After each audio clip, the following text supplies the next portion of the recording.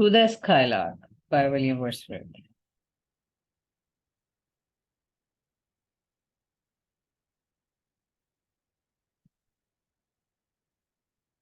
To the Skylark by William Wordsworth. It is one of the finest poems of William Wordsworth, who is known as the greatest poet of Romantic era. He is known as a brilliant poet of nature and love between man and nature. The present poem to the Skylark is a wonderful description of a bird that is basically known for its supreme beauty in its flight, which brings the heavenly joy to the human beings. Let's check its setting. The setting of the poem is the wide sky, though there are instances when the earth is mentioned. Most of the poem takes place in the sky. After all, sky is there in the name of the bird the poem is about. The theme, beauty of the skylark's behavior, wisdom of staying true to the roots. Type of poem to a skylark is an ode to the songbird skylark. In this poem, the poet praises certain qualities of the skylark which are unique to it, and he praises its nature. Let's check the tone of the poem. The poem adopts a praising tone throughout the poem.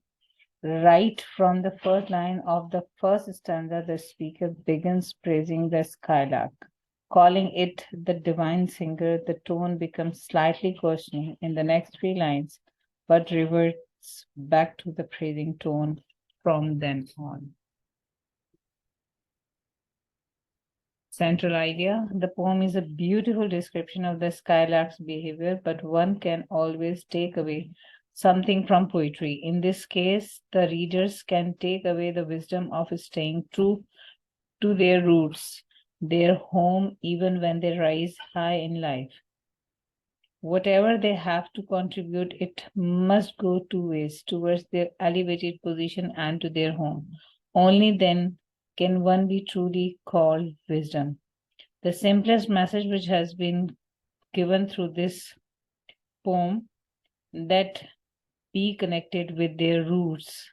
It doesn't matter how much you have gained in the world, but the most important thing is connection with the roots. This here is the central idea of the poem. Always maintain a strong, never failing bond with home, even when you are far away. And another central idea of the poem is giving an ode to Skylark for its certain unique qualities. Let's have analysis of the poem. First stanza, Ethereal Minister Pilgrims of the Sky. The poem celebrates the unique qualities of the songbird skylark.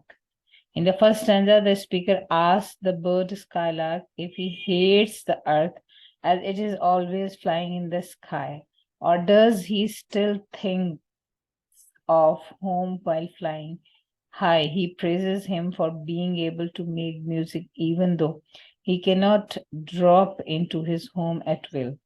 The skylark is a daring songbird since it flies so high into the sky. There is a strong bond between him and his home. Birds usually live in nests and sing while perching on the nest. Even though they fly in the sky, they return to the nest. Unlike other singing birds, skylark spends most of the time in the sky because it sings while flying. So his home is sky. Therefore, the poet says that he cannot leave his nest, and nest is the sky when he wants, because he is meant to be a sky bird. The songs he sings in the sky spread throughout the plains. He sings independent of the songs of the seasons. Second stanza, to the last point of vision and beyond. In the second stanza, the speaker describes the flight of the skylark. It goes beyond the point of vision. It cannot be seen by the eyes.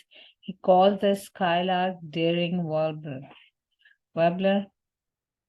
because it dares to go to the great heights. There is a strong between the skylark and thine, there is a strong relation. Means either nest or earth.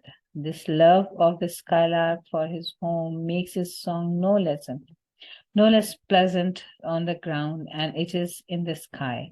Even though the skylark flies so high and sings, it never forgets his home. He calls him the mightiest and proud privilege of wanderer who takes pride in his wanderings, mightiest because he sings independent of the leafy spring, independent of the seasons of earth. When in sky, he sings regardless of time. This relationship between skylark and the home shows that even though the skylark soars high, it does not forget its roots. And keep it remember continuously we are using the term he because male skylark he sings. Third stanza, leave to the nightingale her shady woods. In the third stanza, the speaker tells the skylark to leave to the place of nightingale, to her dark forest. He has all the glorious light to himself. He floods the land with his divine songs. He is the kind of voice that rises high, but still remains connected to his roots, remaining true to both the sky and the earth. Let's check the literary techniques. Those have been used. Type of stanza is sestet because 6-line stanzas are mentioned in this poem. Rhyme, the poem follows the rhyme scheme A, B, A, B, C, C. The last words of the first and third lines of second and fourth lines and the fifth and sixth lines rhyme with each other. Imagery, visual imagery. First stanza, a nest in a dew-covered ground. In the third stanza, the nightingale in a shady forest. Personification in line 4 of the second stanza, the skylark is said to thrill the bosom of the plain. Now, plains do not have a bosom, which only leads to the inference that the speaker personified the plain. Oxymoron, there is an oxymoron, more of a contradiction in the second line of the third stanza. The skylark is said to have a privacy of glorious light, meaning it has privacy in the open sky. Thank you.